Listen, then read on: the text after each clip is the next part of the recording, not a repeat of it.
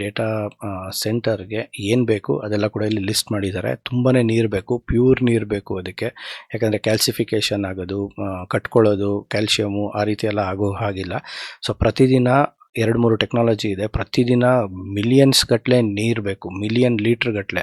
ಅದು ಕೆಲವೊಂದು ಟೆಕ್ನಾಲಜಿಗಳಿದೆ. ಕೆಲವೊಂದು ಟೆಕ್ನಾಲಜಿಗಳಲ್ಲಿ ನೀರು ಬೇಡ, ಒಂದು ಸಲ ತುಂಬಿಸ್ಕೊಂಡ್ರೆ ನೀರು ಅದನ್ನೇ ಅದು ಕೂಲ್ ಮಾಡ್ಕೊಂಡು ಓಡಿಸ್ತಾ ಇರುತ್ತೆ. ಸೊ 2-3 ರೀತಿಯ ಒಂದು ಟೆಕ್ನಾಲಜಿಗಳಿದೆ ಅದರಲ್ಲಿ. ಆದರೆ ಇಲ್ಲಿ ಇವರು ಯಾವ ಒಂದು ರೀತಿಯ ಟೆಕ್ನಾಲಜಿಯನ್ನು ಇಂಪ್ಲಿಮೆಂಟ್ ಮಾಡ್ತಾರೆ ಅನ್ನೋದು ಇನ್ನೂ ಕೂಡ ರಿಸರ್ಚ್ ಮಾಡಬೇಕು. ಸೊ ಅವರು ಅನೌನ್ಸ್ ಮಾಡಿದಾರಾ ಇಲ್ವಾ ಡೆಪ್ತಲ್ಲಿ ನಮಗೂ ಕೂಡ ಗೊತ್ತಿಲ್ಲ. ಸೊ ನಾನು ಲಿಂಕ್ಗಳನ್ನ ಕೊಡ್ತೀನಿ, ಇನ್ನೂ ಕೂಡ ನಿಮಗೆ ಇಂಟ್ರೆಸ್ಟ್ ಇದೆ ನೀವು ರಿಸರ್ಚನ್ನು ಮಾಡ್ಬೋದು. ನೆಕ್ಸ್ಟು ಅವ್ರಿಗೆ ತುಂಬಾ ಒಂದು ಹೈ ಲೆವೆಲ್ ಆಫ್ ಎಲೆಕ್ಟ್ರಿಸಿಟಿ ಬೇಕಂತೆ ನಾರ್ಮಲ್ ಕಂಪ್ನಿಗಳಿಗೆ ಕಂಪೇರ್ ಮಾಡಿದಾಗ.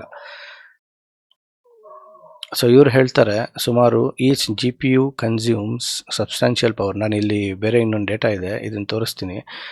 ಒಂದು ಜಿ ಪಿ ಯು ಇಲ್ಲಿ ಪವರ್ನ ನಾವು ಎಷ್ಟು ಎಳೆಯುತ್ತೆ ಅಂತ ಹೇಳಿ ನೋಡಿದ್ರೆ ಸುಮಾರು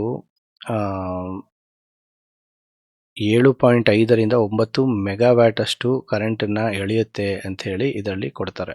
ಸೊ ಒಂದಕ್ಕೆ 1000 ವ್ಯಾಟ್ಸಿಂದ 1200 ವ್ಯಾಟ್ಸ್ ಅಂತ ಇಲ್ಲಿ ನೋಡಿದೆ ನಾನು. ನೋಡಿ ಇಲ್ಲಿ 1200 ವ್ಯಾಟ್ಸ್ ಒಂದು ಜಿ ಪಿ ಯುಗೆ.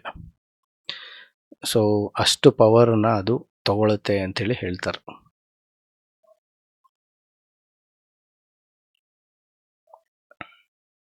ಆಮೇಲೆ ಅದನ್ನು ಕೂಲ್ ಮಾಡೋದಕ್ಕೆ ನೀರು ಎಷ್ಟು ಬೇಕು ಅದ್ರ ಕೂಡ ಇದೆ.